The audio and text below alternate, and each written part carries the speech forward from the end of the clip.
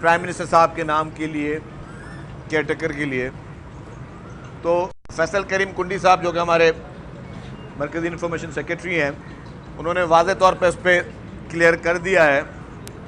कि peoples party से अभी तक कोई इसमें मुशावरत नहीं हुई है। पीपल्स पार्टी की तरफ से एक 3 रुकनी एक बनाई गई है और जो भी नाम आएंगे, जो भी डिस्कशन होंगे, उस 3 रुकनी कमेटी जो है पार्टी की, वो उस मुशावरत में होगी शामिल, जिसमें यूसुफ रज़ा गिलानी साहब हैं, खुर्शीद शाह और सैयद नवीद साहब हैं। तो ये 3 रुकनी कमेटी जो है ये गवर्नमेंट के मेंबर से रवाबित में है। तो जैसे ही वहाँ से चीज़ें फाइनल होंगी तब होगी। जो कल से टीवी पे बातें चल रही थी और मैं देख रहा अभी भी मेरे सारे सहाफ़ी दोस्तों ने, भाइयों ने मुझसे वही सवाल पूछा, तो मैंने कहा वो चीज़ मैं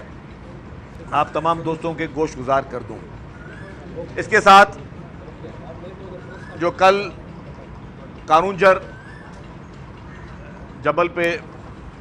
बातचीत हुई, उस पर भी गवर्नमेंट ऑफ सिंध का क्लियर स्टांस आ गया है कि गवर्नमेंट ऑफ सिंध जो है उसका चीफ मिनिस्टर साहब ने नोटिस भी लिया है और गवर्नमेंट ऑफ सिंध ऐसा कोई काम जो है वो नहीं करने जाएगी जिससे जो आपकी तारीखी कोई चीज़ जो अहमियत है उसको नुकसान पहुँचे और एक हेरिटेज आपका जो है वो डिस्टर्ब हो। और डेफिनेटली हम चाहते हैं कि जो भी हमारे मुल्क में नेचुरल रिसोर्सेज हैं उनकी वो यूटिलाइज़ किया जाए, लेकिन कानूनजर जबल पे किसी किस्म की कोई भी जो है इस तरह की का काम नहीं किया जाएगा। अगली गवर्नमेंट भी पाकिस्तान पीपल्स पार्टी की होगी और पीपल्स पार्टी गवर्नमेंट अब ट्रांसपोर्ट का हमारा जो टारगेट है वो ये है कि कोई भी ऐसा रोड खाली ना हो जहाँ पे बस ना गुजरती हो। सिंध भर का हर रोड पे पब्लिक ट्रांसपोर्ट मुहैया हो ताकि लोग अपनी ज़िंदगी आसानी से गुजार सकें,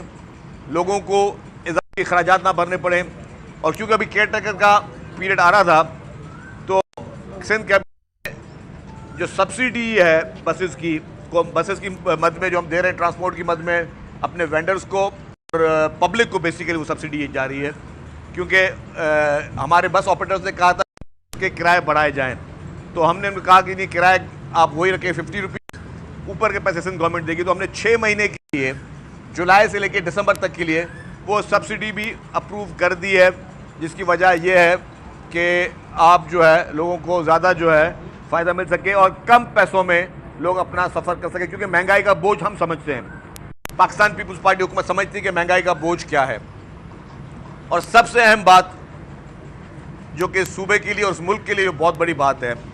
वो चेयरमैन बिलावल भुट्टो ज़रदारी साहब ने की है। मैं समझता हूँ कि पूरे पाकिस्तान के अवाम के लिए गेम चेंजर बात वो है। मोहतरम बिलावल भुट्टो ज़रदारी साहब ने लाड़काना में जब लोगों को मालकाना हुकूक दे रहे थे उन ज़मीन के, क्योंकि आपको पता है कि सैलाब जब आया था तो लाखों लोग बेघर हुए थे, लाखों घर जो है वो बिल्कुल सफाई हस्ती से मिट गए थे। तो सिंध हुकूमत ने कहा कि 21 लाख घर हम बना के देंगे, जिसमें काम चल रहा है। आपने वो वीडियोस देखी हैं कि लोगों के घर बनना शुरू हो गए हैं, लोगों को पैसे दिए जा रहे हैं, लोग अपने घर बना रहे हैं। लेकिन चेयरमैन बिलावल भुट्टो ज़रदारी साहब ने कहा कि सिर्फ घरों तक बात महदूद नहीं होगी, क्योंकि ये कोई सरकारी ज़मीनें थी लोगों की। बोला कि मैं चाहता हूँ कि ये ज़मीन का टाइटल भी इन लोगों को मिले और वो टाइटल भी ख़वातीन को मिले। तो ये एक रेवोल्यूशन है। अभी हमारे सामने तो गुजर रहा है, हमें उसका एहसास नहीं हो रहा, लेकिन जब रेवोल्यूशन लिखे जाते हैं, जब इनकलाबी काम लिखे जाते हैं, तो तब लोगों को पता चलता है कि जी ये इनकलाबी काम है क्या। इनकलाबी काम ये है कि कोई गरीब आदमी है जो झोपड़े में रहता था, अल्लाह में उसकी झोपड़ी ख़त्म हो गई, अब उस झोपड़ी वाले को आपने पक्का मकान भी बना के देना है, उस झोपड़ी वाले को आपने ज़मीन का टाइटल भी देना है, उस झोपड़ी वाले को कि जो ख़वातीन है घर की, उनको इतना पावरफुल करना है कि उन ख़वातीन को वो छत मिल सके और मालकाना हुकूक उन घर की ख़वातीन के नाम पर हो। यह है इनकलाबी काम, जिस पे अब ये फैसला जो उस दिन हुआ, फिर वज़ीर आला साहब ने भी उस जलसे से खिताब किया, उस तकरीब से खिताब किया, और तकरीब में वज़ीर आला साहब ने कहा कि अब हम सिंध के तमाम अज़ला में ये प्रोग्राम करने जा रहे हैं। सिंध के हर अज़ला में लोगों को अब वो मालकाना हुकूक जो है हम शुरू